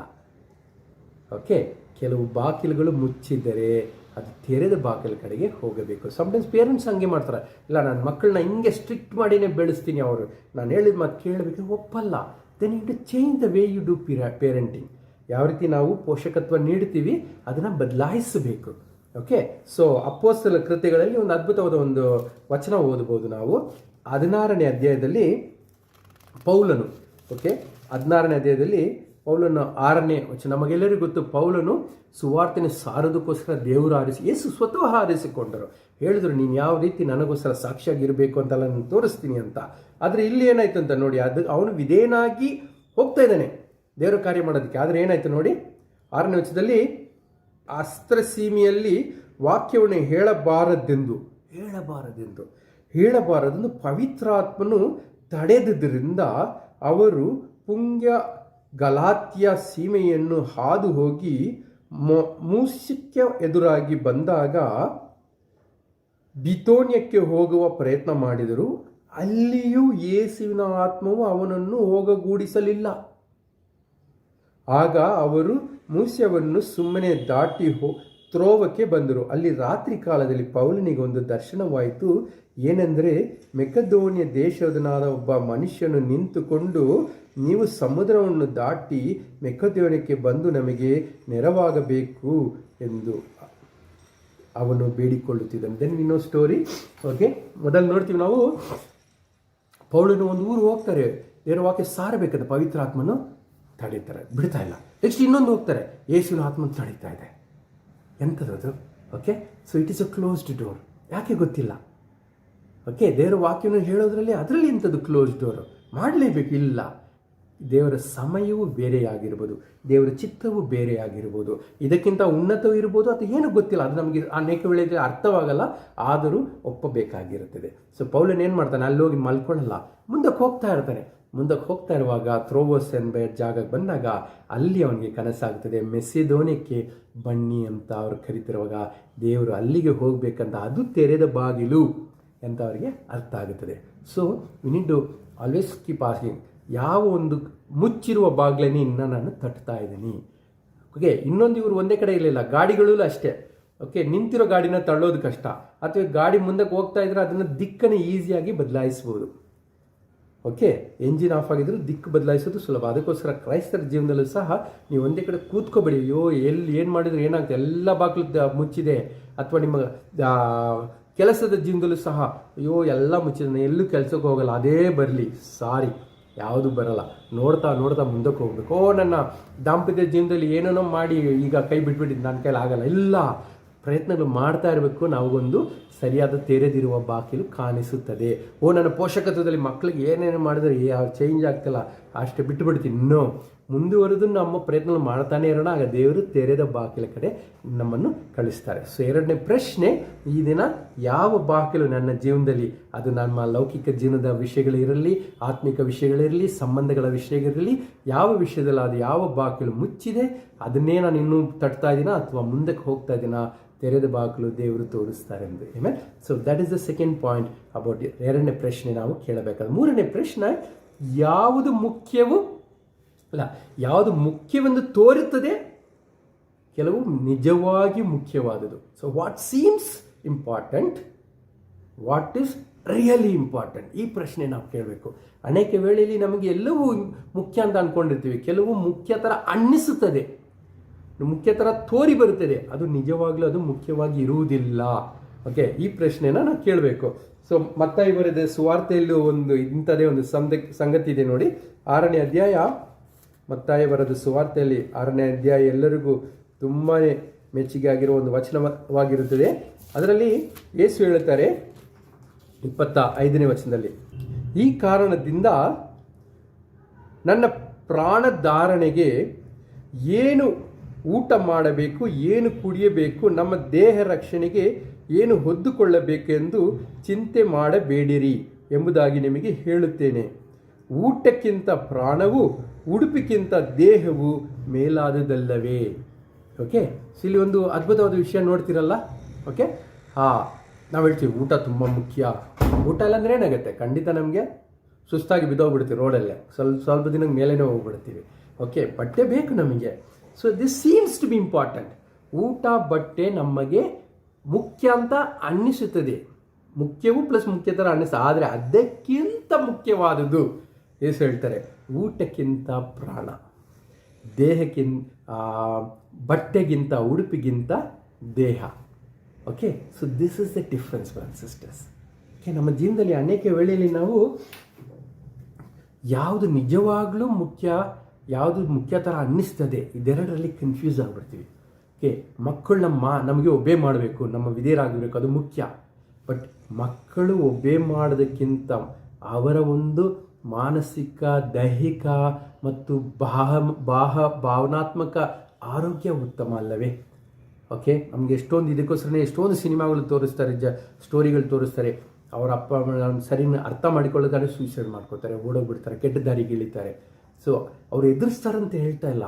ಆಸ್ ಪೇರೆಂಟ್ಸ್, ಓಕೆ, ತಂದೆ ತಾಯಿಯಾಗಿ ನಾವು ಇದ್ರ ಬಗ್ಗೆ ಯೋಚಿಸಬೇಕು. ಓಕೆ, ನಮ್ಮ ಮಕ್ಕಳಿಗೆ ಬರೀ ಊಟ ತಂದು ಹಾಕೋದು ಮಾತ್ರ ಕೆಲವರು ಅನ್ಕೋತೀವಿ. ನಮ್ಮ ತಂದೆ ತಾಯಿ ಆ ಥರ ತಪ್ಪು ಮಾಡಿದ್ರು, ಅವ್ರಿಗೆ ಹೇಳಿಕೊಡೋರು ಯಾರು ಇರಲಿಲ್ಲ. ಕೆಲವು ವರ್ಷ ನಾನು ಆ ಥರ ತಪ್ಪು ಮಾಡಿದ್ದೀನಿ. ಬರೀ ದುಡ್ದು ತಂದು ಹಾಕಿದರೆ ಸಾಕಪ್ಪ, ದುಡಿಯೋಕೆ ನನ್ನ ಪ್ರಾಣ ಹೋಗ್ಬಿಡುತ್ತೆ ಅಂತ. ಅದಕ್ಕಿಂತ ಇಂಪಾರ್ಟೆಂಟು ಅವ್ರ ಜೊತೆಲಿ ಕೂತ್ಕೊಂಡು ಅವರ ಒಂದು ಕಷ್ಟ ಸುಖ ಕೇಳೋದು, ಅವರ ಒಂದು ಭಾವನೆಗಳನ್ನು ಅರ್ಥ ಮಾಡ್ಕೊಳ್ಳೋದು, ಅವರಿಗೆ ಸರಿ ತಪ್ಪನ್ನು ಹೇಳಿಕೊಡುವುದು, ಇದು ತುಂಬ ಮುಖ್ಯ. Okay, what seems to be important, what is really important. Okay, ಕೆಲವೊಮ್ಮೆ ಈಗೋಗಳು, ಓಕೆ, ನಮ್ಮ ಮನುಷ್ಯನಿಗೆ ಅಂದರೆ ಸ್ವಾಭಿಮಾನ ಇರಬೇಕು. ನನ್ನ ಯಾರು ಎಲ್ಲಿ ನನ್ನ ಮರ್ಯಾದೆ ಇಲ್ವೋ ಅಲ್ಲಿ ನಾನು ಹಿಂಗೆ ಇರ್ತೀನಿ ಅನ್ನೋ ಕೆಲವೊಮ್ಮೆ ಸಂಬಂಧಗಳು ಇಂಪಾರ್ಟೆಂಟ್ ನಮ್ಮ ಈಗೋಗಿಂತ. ಓಕೆ, ನಮ್ಮ ಬಗ್ಗೆ ಒಂದು ಹೆಮ್ಮೆಯ ಭಾವನೆಗಿಂತ ಸಂಬಂಧಗಳು ಮುಖ್ಯವಾಗಿರುತ್ತದೆ. ಎಸ್ಪೆಷಲಿ ನಮ್ಮ ಹೆಂಡತಿ, ಮಕ್ಕಳು, ಅಣ್ಣ ತಮ್ಮಂದಿರು, ಅಕ್ಕ ತಂಗಿಯರು, ಅಪ್ಪ ಅಮ್ಮ, ಇಂಥ ಸಂಬಂಧಗಳು ತುಂಬ ಮುಖ್ಯವಾಗಿದೆ. ಹಣ ಮುಖ್ಯನಾ? ಖಂಡಿತ ಮುಖ್ಯ. ಹಣ ಇಲ್ಲಾಂದರೆ ಏನಾಗುತ್ತದೆ? ಓಕೆ, ಕಾಲೇಜ್ಗೆ ಹೋಗೋಕ್ಕಾಗಲ್ಲ, ಸ್ಕೂಲ್ಗೆ ಹೋಗೋಕ್ಕಲ್ಲ, ಬಸ್ಸಲ್ಲಿ ಹೋಗೋಕ್ಕಾಗಲ್ಲ. ಓಕೆ, ಹೆಣ್ಮಕ್ಳು ಹೋಗ್ಬೋದು, ಸಿದ್ದರಾಮಯ್ಯ ಇರೋ ತನಕ ಏನೋ ಒಂದು ಅವ್ರಿಗೆ ಹೋಗ್ಬೋದು. ಬಟ್ ಬೇರೆ ಎಲ್ಲ, ಓಕೆ, ಹೋಟೆಲ್ ಹೋಗೋಕ್ಕಿಲ್ಲ, ತಿನ್ನಂಗಿಲ್ಲ, ಕುಡಿಯೋಂಗಿಲ್ಲ, ಮಲ್ಕೊಳ್ಳೋಂಗಿಲ್ಲ, ಎಲ್ಲದಕ್ಕೂ ದುಡ್ಡು ಬೇಕು. ಸೊ ದುಡ್ಡು ಸೀಮ್ಸ್ ಟು ಬಿ ಇಂಪಾರ್ಟೆಂಟ್. ದುಡ್ಡು ಮುಖ್ಯ ಅಂತ ಅನ್ನಿಸ್ತದೆ. ಅದಕ್ಕಿಂತ ಇಂಪಾರ್ಟೆಂಟ್, ದುಡ್ಡಿಗಿಂತ ಇನ್ನೊಂದು ಏನು ಮುಖ್ಯವಾದದ್ದು ಏನು? ನಮಗೂ ದೇವ್ರಿಗಿರುವ ಸಂಬಂಧ. ನಾವು ನೀತಿವಂತರಾಗಿರೋದು, ನಾವು ಪರಿಶುದ್ಧರಾಗಿರೋದು, ನಾವು ಒಳ್ಳೆತನವನ್ನು, ನಾವು ಪ್ರೀತಿ ಮಾಡೋದು, ನಮ್ಮ ಕುಟುಂಬವನ್ನು ಕಟ್ಟೋದು, ನಾವು ತಂದೆ ತಾಯಿಯನ್ನು ನೋಡ್ಕೊಳ್ಳೋದು, ನಮ್ಮ ಹೆಂಡತಿನ ನೋಡ್ಕೊಳ್ಳೋದು, ಅವ್ರ ಜೊತೆ ಟೈಮ್ ಸ್ಪೆಂಡ್ ಮಾಡೋದು, ಪ್ರೀತಿಸೋದು. ಓಕೆ, ಬರೀ ತಪ್ಪು ತಿಳ್ಕೊಬೇಡಿ. ಕಷ್ಟ ಬಿದ್ದು ಹಣ ತಂದು ದುಡ್ದು ಕೊಟ್ಟರೆ ಅದು ಪ್ರೀತಿ ಅಲ್ಲ. ಅದು ಪ್ರೀತಿ ಹೌದು, ಅದು ಬೇಕು. ಅದಕ್ಕಿಂತ ನಿಜವಾಗಿಯೂ ಮುಖ್ಯವಾದುದು ಪ್ರೀತಿನ ತೋರಿಸೋದು, ವಾತ್ಸಲ್ಯನ ತೋರಿಸೋದು. ಕಾಲೇಜ್ಗೆ ಹಾಕೋದು, ಸ್ಕೂಲ್ಗೆ ಹಾಕೋದು ಇಂಪಾರ್ಟೆಂಟ್. ಅದಕ್ಕಿಂತ ಇಂಪಾರ್ಟೆಂಟು ಮಕ್ಕಳು ಹೇಗಿದ್ದಾರೆ, ಅವ್ರನ್ನ ಸ್ಕೂಲಲ್ಲಿ ಯಾರಾದರೂ ತೊಂದರೆ ಮಾಡ್ತಿದ್ದಾರಾ, ಅವ್ರು ಏನಾದರೂ ಕಲಿತಿದ್ದಾರಾ, ಅವ್ರಿಗೇನಾದರೂ ಭಯ ಆಗ್ತಿದೆಯಾ, ಅವ್ರಿಗೇನಾದ್ರು ಕೆಟ್ಟ ಚಾಲಕ್ಕೆ ಹೋಗುವ ಒಂದು ವಿಚಾರಗಳು ಬರ್ತಿದೆಯಾ, ಇವುಗಳನ್ನ ಕೇಳುವುದು ತುಂಬ ಮುಖ್ಯವಾಗಿದೆ. ಓಕೆ, ಸೊ ಎಮನ್ ಬ್ರಾನ್ ಸಿಸ್ಟರ್ಸ್, ಈ ದಿನ ನಾವು 3 ಪ್ರಶ್ನೆಗಳನ್ನ ನಾನು ನಿಮಗೆ ಕೇಳಿ ಅಂತ ಹೇಳಿದೆ. ಹೊಸ ವರ್ಷದಲ್ಲಿ ಹೊಸದಾಗಿ ಮಾಡಬೇಕಂದ್ರೆ, ಈ ಹೊಸ ವರ್ಷವನ್ನು ಖಂಡಿತವಾಗಿಯೂ ನಾವು ಹೊಸದಾಗಿ ಅದೇ ಆಗುವುದಿಲ್ಲ. ಓಕೆ, ಇನ್ನೊಂದು ಸರಿ ಸುತ್ತಾ ಇದೆ, ಆಲ್ರೆಡಿ ಒಂದು 10-11 ದಿನ ಆಗೋಯ್ತು. ಓಕೆ, ಭೂಮಿ ಇನ್ನೂ ಸುತ್ತಾನೇ ಇದೆ. ಪ್ರತಿ ಗಂಟೆಗೆ 1 ಲಕ್ಷದ ಸ್ಪೀಡಲ್ಲಿ ಓಡ್ತಾನೆ ಇದೆ. ಅದು ಹಂಗೆ ಸುತ್ತಾ ಇರುತ್ತೆ. 94 ಕೋಟಿ ಕಿಲೋಮೀಟರ್ ಇನ್ನೊಮ್ಮೆ ಬಂದುಬಿಡ್ತದೆ. ಹಂಗೆ ಸುತ್ತಿ ಸುಮಾರು ಜನ ಹೇಳ್ತೀವಿ 2025 ತುಂಬ ಬೇಗನೆ ಹೋಯಿತು ಅಂತ. ಓಕೆ, 26 ಬೇಗನೆ ಹೋಗ್ಬಿಡುತ್ತದೆ, ಹಂಗೆ ಹೋಗ್ಬಿಡುತ್ತೆ, ನಮ್ಮ ವಯಸ್ಸು ಆಗ್ಬಿಡುತ್ತೆ. ಓಕೆ, ನೋಡಿ ಎಷ್ಟೊಂದು ಬಿಳಿ ಬಣ್ಣ ಬಂದ್ಬಿಟ್ಟೈತೆ. ಓಕೆ, ಸೊ ನಾನು ನಿಮ್ಮ ಥರನೇ ಯವನಸ್ನಾಗಿದ್ದೆ ಸುಮಾರು ವರ್ಷಗಳ ಹಿಂದೆ. ಇಷ್ಟು ಬೇಗ ಸಮಯ ಕಳೆದು ಹೋಗಿದೆ. ಸೊ ಈ 3 ಪ್ರಶ್ನೆಗಳನ್ನು ಈ ವಾರಕ್ಕೆ ಕೇಳಿರಿ. ಮೊದಲನೇ ಪ್ರಶ್ನೆ, ಯಾವ ಗುಣವನ್ನು ನಾನು ಕಳಚಿ ಹಾಕಬೇಕು, ಯಾವುದನ್ನು ಧರಿಸಿಕೊಳ್ಳಬೇಕು? Very very important. Okay, so ನಮಗೆಲ್ಲರಿಗೂ ಎಷ್ಟರ ಮಟ್ಟಿಗೆ ನಾವು ಹಳೆಯ ವಿಷಯಗಳನ್ನ ಕಳಚಿ ಹಾಕ್ತೀವೋ. ಓಕೆ, ಫಸ್ಟು ದ್ವೇಷ, ಕೋಪ, ಸೋಮಾರಿತನ, ಮತ್ತು ತಪ್ಪಾದ ಪಾಪಗಳನ್ನ, ರಹಸ್ಯ ಪಾಪಗಳನ್ನ ಇನ್ನೂ ಇಟ್ಕೊಳ್ಳೋದು. ಏಸು ಅರಿಕೆ ಮಾಡಿರಿ ಕ್ಷಮಿಸ್ತೀನಿ ಅಂತ ಹೇಳಿದ್ರು ನಾನು ಹಂಗೆ ಇಟ್ಕೊಂಡಿರೋದು. ಪ್ಲೀಸ್, ಓಕೆ, ಹೊಸ ವರ್ಷ ಪ್ರಾರಂಭ ಮಾಡ್ತಾ ಇದ್ದೀವಿ. ದಯವಿಟ್ಟು ನೀವು ಹಳೆಯ ಸ್ವಭಾವ ಯಾವುದಂತ ಗುರುತಿಸ್ಕೊಳ್ಳೋಕೆ ಕಷ್ಟ ಇದ್ದರೆ ನಿನ್ನ ಸ್ನೇಹಿತರನ್ನು ಕೇಳಿರಿ. ಗುರುತಿಸ್ಕೊಂಡ್ರು ಮತ್ತೆ ಅದನ್ನು ಕನ್ಫರ್ಮ್ ಮಾಡ್ಕೊಳ್ಳೋಕ್ಕೆ ಸ್ನೇಹಿತರನ್ನ ಕೇಳಿರಿ. ಮತ್ತು ಅದರಲ್ಲಿ ಬದಲಾವಣೆ ನಾವು ಹೊಸ ವಿಷಯಗಳನ್ನ ನಾವು ಧರಿಸಿಕೊಳ್ಳೋಣ. ಆಮೇಲೆ ಎರಡನೇದಾಗಿ ನಾವು ಯಾವ ವಿಷಯದಲ್ಲಿ ನಾವು ಕಚ್ಕೊಂಡಿದ್ದೀವಿ, ಓಕೆ, ಯಾವ ಒಂದು ನಮ್ಮ patterns of discipling, patterns of parenting, patterns of marriage. Okay, ನಮ್ಮ ಒಂದು ಮದುವೆ ಜೀವನದಲ್ಲಿ ಒಂದು ಯಾವ ರೀತಿ ನಮ್ಮ ಗಂಡ ಹೆಂಡತಿಯನ್ನು ನೋಡೋದು, ಅದು ಕೆಲವು ಮುಚ್ಚೋಗಿದೆ. ಆ ವಿಧಾನ ವರ್ಕ್ ಆಗ್ತಾ ಇಲ್ಲ. ಸೊ ತೆರೆದಿರುವ ವಿಧಾನದ ಕಡೆಗೆ ಹೋಗಿರಿ. ಒಂದು ಸಣ್ಣದೊಂದು ರಹಸ್ಯ ನಿಮಗೆ ಹೇಳುತ್ತೇನೆ. ಮದುವೆ ಎಸ್ಪೆಷಲಿ ದಾಂಪತ್ಯದಲ್ಲಿ ನಾವೆಲ್ಲರೂ ನಮ್ಮ ಗಂಡ ಅಥವಾ ಹೆಂಡತಿನ ನಮ್ಮದೇ ಆದ ವಿಚಾರದಲ್ಲಿ ಪ್ರೀತಿಸ್ತೀವಿ. ಓಕೆ, ಆದರೆ ನಾವು ಅವರಿಗೆ ಬೇಕಾದ ರೀತಿಯಲ್ಲಿ ಪ್ರೀತಿಸಬೇಕಾಗಿದೆ. ಅಂದರೆ ಪ್ರತಿಯೊಬ್ಬರು ವಿಭಿನ್ನವಾಗಿ ಮಾಡಲ್ಪಟ್ಟಿದ್ದಾರೆ. ಓಕೆ, ಸೊ ಅದಕ್ಕೆ ತಜ್ಞರು ಹೇಳ್ತಾರೆ, ಒಂದು ಪ್ರೀತಿ ಅನ್ನೋದನ್ನ ಎಸ್ಪೆಷಲಿ ಗಂಡ ಹೆಂಡತಿಯಲ್ಲಿ, ಮಕ್ಕಳಲ್ಲೂ ಸಹ ಪ್ರೀತಿಯನ್ನು ಒಬ್ಬೊಬ್ಬರು 5 ವಿಧವಾದ ರೀತಿಯಲ್ಲಿ ಪ್ರೀತಿ ಅಂತ ನಾವು ವಿಂಗಡಿಸ್ಬೋದು. ಓಕೆ, ಕೆಲವರಿಗೆ ಅಫರ್ಮಿಂಗ್ ವರ್ಡ್ಸ್, ಅಂದರೆ ಅವರಿಗೆ ಉತ್ತೇಜನ ನೀಡುವ ರೀತಿಯಾಗಿ ಪದಗಳು, ಅವನ್ನ ಎನ್ಕರೇಜ್ ಮಾಡುವ ಪದಗಳು, ಅವ್ರನ್ನ ಹೊಗಳುವ ಪದಗಳು, ಅದು ಹೇಳಿದರೆ ದೇ ಫೀಲ್ ಲವ್ಡ್. ಓಕೆ, ಅದರ ಅರ್ಥ ಏನಂದರೆ ಯಾರಿಗೋ ಆರೆಂಜ್ ಬೇಕು, ನಿನ್ನ ಹೆಂಡತಿಗೆ ಆರೆಂಜ್ ಬೇಕು, ಆದರೆ ನೀನು ಹೋಗಿ ಊರೆಲ್ಲ ಸುತ್ತಿ ತುಂಬ ಬೆಳೆ ಬಾಳುವ ತುಂಬ ಇಂಪೋರ್ಟೆಡ್ ಅಮೆರಿಕದ ಬಂದ ಆ್ಯಪಲ್ನ ತೊಗೊಂಡು ಕೊಡ್ತೀರಾ. ಆ್ಯಪಲ್ ನೋಡಿ ಎಷ್ಟು ಚೆನ್ನಾಗಿದೆ, ತುಂಬ ಬೆಳೆ ಉಳ್ಳದಾಗಿದೆ, ಬೇರೆ ದೇಶದಿಂದ ಪಿನ್ನು, ಅದು ಅವ್ರು ಬೇಕಾದ ಆರೆಂಜ್. ಆ ಥರ ಪ್ರೀತಿಯಲ್ಲೂ ಸಹ ಅವರಿಗೆ ಏನು ಬೇಕೋ ಅದು ಇಂಪಾರ್ಟೆಂಟ್. ಸೊ ಮೊದಲು ಕೆಲವು ಜನರಿಗೆ ಹೊಗಳಿಕೆಯ ಮಾತುಗಳು, ಅಪ್ರಿಷಿಯೇಷನ್. ಓಕೆ, ಸೊ ಹೆಂಡತಿ ಏನೋ ಅಡುಗೆ ಮಾಡಿ ಬಂದು ಕೇಳ್ತಾರಲ್ಲ, ಹೆಂಗಿದೆ ರೀ, ಚೆನ್ನಾಗಿದೆ, ಅವರು ಒಂದು ಅಪ್ರಿಷಿಯೇಷನ್ ಎದುರು ನೋಡ್ತಾ ಇರಬಹುದು. ಅಥವಾ ನನ್ನ ಫ್ರೆಂಡ್ ಕೆಲವೊಮ್ಮೆ ಹೋಗಿ ಬರ್ತಾರೆ, ಪಾರ್ಲರ್ ಹೋಗ್ಬಿಟ್ಟು ಹೆಂಗೆ ಕಾಣಿಸ್ತಿದೆ, ನನಗೆ ಹಂಗೆ ತನಕ ಕಾಣಿಸ್ತಿದ್ಯಾ, ಅವರು ಏನೋ ಮಾಡ್ಕೊಂಡು ಬರ್ತದೆ, they might look for an appreciation. ನಾನು ಅಷ್ಟೇ. ಓಕೆ, ಸೊ ಏನಾದರೂ ಒಂದು ಕೆಲಸ ಮಾಡಿದ್ರೆ ನಾನು ಹೆಂಗಿತ್ತು, ಓಕೆ ಅಂದ್ರೆ ಫುಲ್ ಡಿಸ್ಕ್ರೈಬ್. ನಮಗೆ ವರ್ಡ್ಸ್ ಆಫ್ ಅಪ್ರಿಷಿಯೇಷನ್ ಬೇಕಾಗಿದ್ದಾಗ ನಮಗೆ ಪ್ರೀತಿ ಅನ್ನಿಸ್ತದೆ. ಓಕೆ, ಇನ್ನೊಂದು ವಿಷಯ, ಅಂತ ಹೇಳೋಕ್ಕಿಂತ ಇನ್ನೊಂದು ವಿಷಯ ಏನಂದರೆ it is the quality time. Okay, ಜೊತೆಯಲ್ಲಿ ಹೆಚ್ಚಿನ ಸಮಯ ಕಳೆಯೋದು. ಕ್ವಾಲಿಟಿ ಟೈಮ್ ಅಂದರೆ ಇಬ್ಬರು ಕೂತ್ಕೊಂಡು ಟಿ ವಿ ನೋಡೋದಲ್ಲ. ಓಕೆ, ಇಬ್ಬರು ಕೂತ್ಕೊಂಡು ಮಾತಾಡೋದು ಅಲ್ಲ, ಅಥವಾ ಅವ್ರಿಗೆ ಶೇರ್ ಮಾಡೋದು, ಇಂಥ ವಿಷಯಗಳು ಜೊತೆಯಲ್ಲಿ ಒಂದು ಮೀನಿಂಗ್ಫುಲ್ಲಾಗಿ ಅರ್ಥಭರಿತ ವಿಷಯಗಳನ್ನ ಮಾತಾಡುವಾಗ ಅದು ಕ್ವಾಲಿಟಿ ಟೈಮ್ ಅಂತ ಹೇಳುತ್ತೇವೆ. ಇನ್ನೊಂದು ವಿಷಯ ಏನಂದರೆ ಆ್ಯಕ್ಟ್ಸ್ ಆಫ್ ಸರ್ವಿಸ್, ಸೇವೆ ಮಾಡುವ ಒಂದು ಕೃತ್ಯಗಳು. ಎಸ್ಪೆಷಲಿ ಕೆಲವರಿಗೆ ಅಡುಗೆ ಮನೆಯಲ್ಲಿ ಬಂದು ಕೆಲಸ ಮಾಡಿ ಕೊಟ್ಟರೆ ಅವ್ರಿಗೆ ನನ್ನ ಗಂಡ ಎಂಥ ಒಳ್ಳೆಯವನು, ಅವ್ರದ್ದು ಬಟ್ಟೆ ಐನ್ ಮಾಡಿ ನನ್ನ ಗಂಡ ಎಂಥ ಒಳ್ಳೆಯವನು, ಮನೆ ಸ್ವಲ್ಪ ಕ್ಲೀನ್ ನನ್ನ ಗಂಡ ಎಂಥ ಒಳ್ಳೆ. ಸೊ ಗಂಡಂದ್ರು ಅಷ್ಟೇ, ಕರೆಕ್ಟ್ ಟೈಮ್ಗೆ ಊಟ ತಿಂಡಿ ಹಾಕ್ಕೊಟ್ರೆ ಬಟ್ಟೆ ಎಲ್ಲ ಐನ್ ಮಾಡಿ ನನ್ನ ಹೆಂಡತಿ ಎಂಥ ಒಳ್ಳೆಯವಳು. ಓಕೆ, ಸೊ ಈ ರೀತಿಯಾಗಿ it is a acts of service, ಸೇವೆಗಳು ಮಾಡಿಸ್ಕೊಂಡ್ರೆ ಒಂದು ನನ್ನ ಪ್ರೀತಿ ಮಾಡ್ದಂಗೆ ಫೀಲ್ ಆಗ್ತದೆ. ಇನ್ನೊಂದು ಏನಂದರೆ, ನಾಲ್ಕನೇದಾಗಿ ರಿಸೀವಿಂಗ್ ಗಿಫ್ಟ್ಸ್. ಯಾರಾದ್ರು ನಮ್ಗೆ ಏನಾದರೂ ಒಂದು ಏನು ಹೇಳ್ತೀವಿ, ಗಿಫ್ಟಿಗೆ ಉಡುಗೊರೆ ಕೊಟ್ಟರೆ ಉಡುಗೊರೆ ಫುಲ್ ಖುಷಿ ಆಗಿಬಿಡ್ತಾರೆ. ಓಕೆ, ಸೊ ಉಡುಗೊರೆ ಸ್ವೀಕರಿಸಿದವರು ಕೆಲವರಿಗೆ ಇದಾಗಬೇಕು. ಇನ್ನೊಂದು ಏನಂದರೆ ಫಿಸಿಕಲ್ ಟಚ್, ಅವ್ರನ್ನ ಕೈ ಹಿಡಿದು ತಬ್ಬಿಕೊಳ್ಳೋದು, ಈ ರೀತಿಯಾದ ಒಂದು ಫಿಸಿಕಲ್ ಟಚ್ ಅವರಿಗೆ ಪ್ರೀತಿ ಅಂತ ಅನ್ನಿಸ್ತದೆ. ಸೊ ಯಾರಿಗೆ ಹೊಗಳಿಕೆಯ ಮಾತು ಬೇಕೋ ಅವ್ರಿಗೆ ನೀವು ಗಿಫ್ಟ್ಸ್ ತಂದು ಕೊಟ್ಟರೆ ಪ್ರೀತಿ ಅನಿಸಲ್ಲ. ಅದೇ ಅವ್ರಿಗೆ ಆರೆಂಜ್ ಬೇಕು, ನೀವು ಹೋಗಿ ಆ್ಯಪಲ್ ಕೊಟ್ಟಿರ್ತೀರ. ಯಾರಿಗೆ ಆ್ಯಕ್ಟ್ಸ್ ಆಫ್ ಸರ್ವಿಸ್ ಬೇಕು, ನೀವು ಸೇವೆ ಮಾಡಬೇಕಂತ ಎದುರು ನೋಡ್ತಾರೆ, ನೀವು ಕೂತ್ಕೊಂಡು ಕ್ವಾಲಿಟಿ ಟೈಮ್ ಮಾಡ್ತಾ ಇದ್ದಾರೆ, ಅವ್ರಂತಾರೆ ಕ್ವಾಲಿಟಿ ಟೈಮಲ್ಲಿ ಬಿಟ್ಟಾಕಯ್ಯ, ಸ್ವಲ್ಪ ಮನೇಲಿ ಬಂದು ಏನೋ ಒಂದು ಕೆಲಸ ಮಾಡ್ಕೊಡಯ್ಯ, ಅದು ನನಗೆ ಪ್ರೀತಿ ಅನ್ನಿಸ್ತದೆ. ಓಕೆ, ಯಾರಿಗೆ ಫಿಸಿಕಲ್ ನೀಡ್ ಇದೆ ಅವ್ರಿಗೆ ನನ್ನ ಜೊತೆಯಲ್ಲಿ ಇರಬೇಕು, ಸ್ಪರ್ಶ ಇರಬೇಕು. ಅದನ್ನು ಬಿಟ್ಬಿಟ್ಟು ಬರೀ ಹೊಗಳ್ಕೊಂಡಿದ್ರೆ ಇವನೇ ಅಂತ ಮಾರಾಯ, ಬರೀ ಮಾತಲ್ಲಿ ಇದು ಮಾಡ್ತಿದ್ದಾನೆ, they won't feel loved. Okay, so ಅದಕ್ಕೋಸ್ಕರ ನಮ್ಮ ಗಂಡ ಹೆಂಡತಿ ಮಕ್ಕಳು ಇವರ ಒಂದು ಲವ್ ಲ್ಯಾಂಗ್ವೇಜ್ ಅಂತೀವಿ, ಇವರ ಪ್ರೀತಿಯ ಭಾಷೆ ಏನಂತ ತಿಳ್ಕೊಂಡು ಅದನ್ನು ಮಾಡಬೇಕು. ಸೈಟಲ್ಲಿ ಇದೂ ಅಷ್ಟೇ, ಇದನ್ನು ಮಾಡಬೇಕಂದ್ರೆ ನಮ್ಮ ಹಳೆಯ ವಿಷಯಕ್ಕೆಲ್ಲವನ್ನ ಕಳಚಾಕಬೇಕು. ಇಲ್ಲ ನಾನು ಪ್ರೀತಿ ಮಾಡುತ್ತೀನಿ ಅಂತ ಇಲ್ಲ, ಅವರಿಗೆ ಹೇಗೆ ಬೇಕು. ಓಕೆ, ಸೊ ಹಳೆಯ ವಿಷಯನ ಕಳಚಾಕಿ ಹೊಸದಾಗಿ ಮಾಡಬೇಕಾಗಿದೆ. ನಮ್ಮ ರಿಲೇಷನ್ಶಿಪ್ಪಲ್ಲಿ ಮಾಡುವ ವಿಷಯಗಳು ಯಾವುದು ಮುಚ್ಚೋಗಿದೆ, ಕೆಲಸದಲ್ಲಿ ಯಾವುದು ಮುಚ್ಚೋಗಿದೆ, ನಾವು ಯಾವ ಪ್ರಯತ್ನವನ್ನು ಅದನ್ನು ಬಿಟ್ಟು ತೆರೆದಿರುವ ಬಾಗಿಲ ಕಡೆ ಹೋಗಬೇಕು. ಇಲ್ಲ ಪ್ರಾರ್ಥಿಸಿರಿ, ದೇವರು ಅದನ್ನು ತೋರಿಸ್ತಾರೆ. ಮೂರನೇದಾಗಿ ನೋಡಿದ್ದೀವಿ ನಾವು, ಕೆಲವು ತುಂಬ ಅವಶ್ಯವಿದೆ ಅಂತ ಅದು ಅನ್ನಿಸುತ್ತದೆ, ಆದರೆ ಯಾವುದು ನಿಜವಾಗ್ಲೂ ಅವಶ್ಯವಿದೆ, ಯಾವುದು ನಿಜವಾಗ್ಲೂ ರಿಯಲಿ ಇಂಪಾರ್ಟೆಂಟ್, ಅಗತ್ಯ, ಮುಖ್ಯತ್ವ, ಅದನ್ನು ನಾವು ತಿಳ್ಕೊಳ್ಬೇಕಾಗಿದೆ.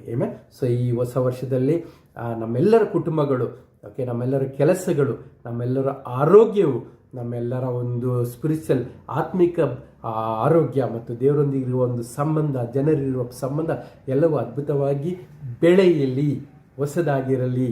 ಇದು ಹೊಸ ವರ್ಷ ಅನೇಕ ಅಂಥ ವಿಷಯಗಳಲ್ಲಿ ಬೆಳವಣಿಗೆ ಬರಲಿ ಅಂತ ನನಗೂ ಅಪೇಕ್ಷಿಸ್ತಿದ್ದೀನಿ, ನಿಮಗೂ ಅದೇ ಅಪೇಕ್ಷಣೆ. ಅದನ್ನು ನಮಗೋಸ್ಕರ ಪ್ರಾರ್ಥಿಸೋಣ. ಓಕೆ, ಸೊ ಹೊಸ ವರ್ಷ ಹಾಗೇ ಇರುತ್ತದೆ, ಅದನ್ನು ನಾವು ಹೊಸದಾಗಿ ಮಾಡಬೇಕು. ಅದಕ್ಕೆ ನಾವು ಈ 3 ಪ್ರಶ್ನೆಗಳಿಂದ ಪ್ರಾರಂಭಿಸೋಣ. ಸೊ ಈ ಒಂದು ಸಮಯದಲ್ಲಿ ನಾವು ಕರ್ತನ ಭೋಜನದಲ್ಲಿ ಪಾಲ್ಗೊಳ್ಳಲಿದ್ದೇವೆ.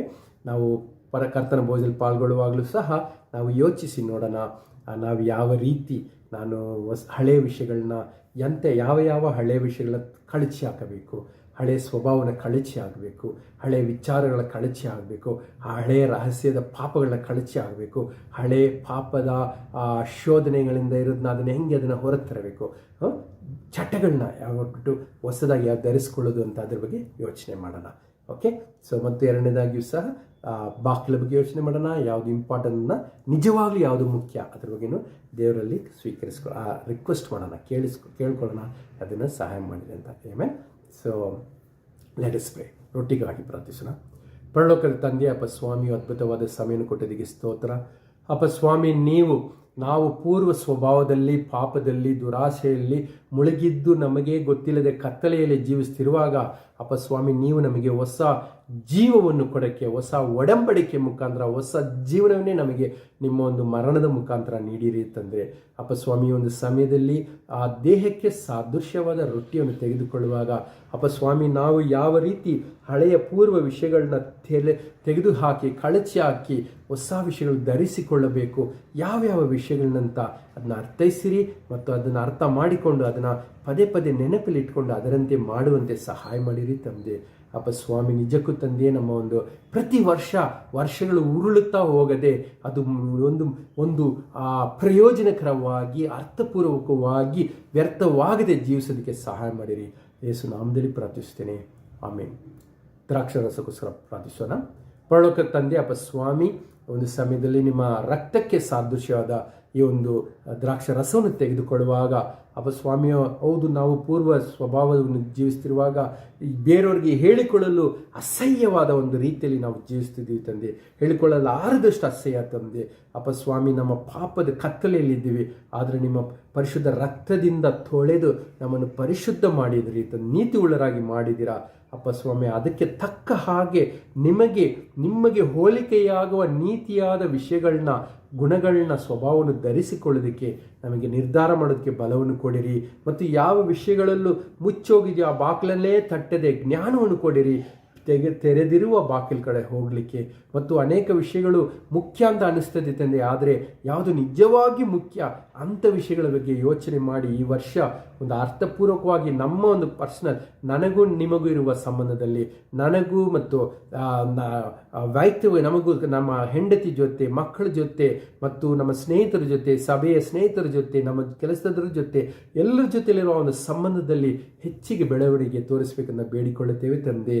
ಈ ಒಂದು ಹಳೆಯ ವರ್ಷದಲ್ಲಿ ನಾವು ಎಷ್ಟೇ ತಪ್ಪುಗಳನ್ನು ಮಾಡಿದರೆ ನಮ್ಮನ್ನು ಕ್ಷಮಿಸಿದ್ರಿ, ಎಷ್ಟು ಅಪಾಯದಲ್ಲಿದ್ದರೂ ನೀವು ನಮ್ಮನ್ನು ಕಾಪಾಡಿದ್ರಿ, ಎಷ್ಟೋ ಅನಾರೋಗ್ಯದಲ್ಲಿದ್ದರೂ ನಮ್ಮನ್ನು ಗುಣಪಡಿಸಿದ್ರಿ ಅಪ್ಪ ಸ್ವಾಮಿ. ಈ ಬರುವ ವರ್ಷದಲ್ಲೂ ಎಷ್ಟೊಂದು ಆಪತ್ತುಗಳು ಕಾಯ್ತಾ ಇರ್ಬೋದು, ಅನಾರೋಗ್ಯಗಳು ಕಾಯ್ತಿರ್ಬೋದು, ಕಷ್ಟಗಳು ಕಾಯ್ತಿರ್ಬೋದು, ಬಲಹೀನದ ಸಮಯಗಳು ಕಾಯ್ತಿರ್ಬೋದು.